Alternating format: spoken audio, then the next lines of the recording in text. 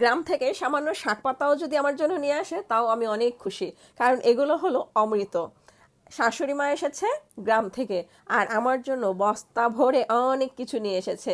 তো এই যে চালতা নিয়ে এসেছে, গাছের কলা নিয়ে এসেছে, তারপরে মুড়ি নিয়ে এসেছে, নারকেল, তারপরে পাটের শাক, কাঁচা মরিচ, বোম্বাই মরিচ, ডাল, খই, মুড়ি।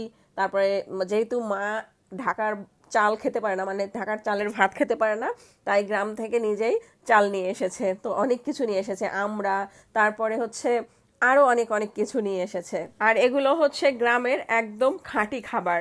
এই খাবারগুলো আমরা যারা শহরে থাকি তারা খুব মিস করি, আর এগুলো পেলেই আমরা অনেক খুশি হয়ে যাই। মা অনেক দিন থাকবে তাই মার জন্য সুপারি নিয়ে এসেছে, গাছের সুপারি। আর এটা হলো মা নিয়ে এসেছে চাল ভাজা, তারপরে ডাল ভাজা, এগুলো ভেজে নিয়ে এসেছে। পাটের শাক খুব পছন্দ করি, পাটের শাক। এই যে বোম্বাই মরিচ মানে নাগা মরিচটা নিয়ে এসেছে, কাঁচা মরিচ, গাছের লেবু যা হাতের কাছে পেয়েছে তাই নিয়ে এসেছে।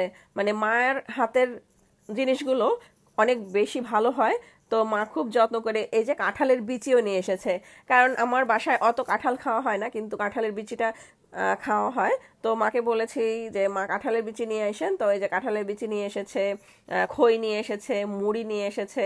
আমাদের তো সারা বছরই কিনে খেতে হয়, তারপরও গ্রাম থেকে যতটুকু নিয়ে আসে ওইটাই আমার কাছে অমৃত মনে হয়, ওটার স্বাদ অনেক বেশি হয়। আমার মা বেঁচে নেই, অনেক বছর আগেই মা চলে গেছে দুনিয়া থেকে, কিন্তু শাশুড়ি মা আমাকে অনেক বেশি ভালোবাসে, যার কারণে মায়ের ভালোবাসার কারণেই আজকে মা এত কষ্ট করে এত কিছু নিয়ে এসেছে আমার জন্য।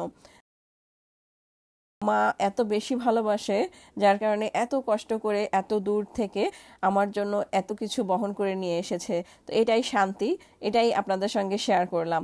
এই যে এখানে আরও পিঠাও বানিয়ে নিয়ে এসেছে, এটা হলো তেলের পিঠা, খুবই মজার।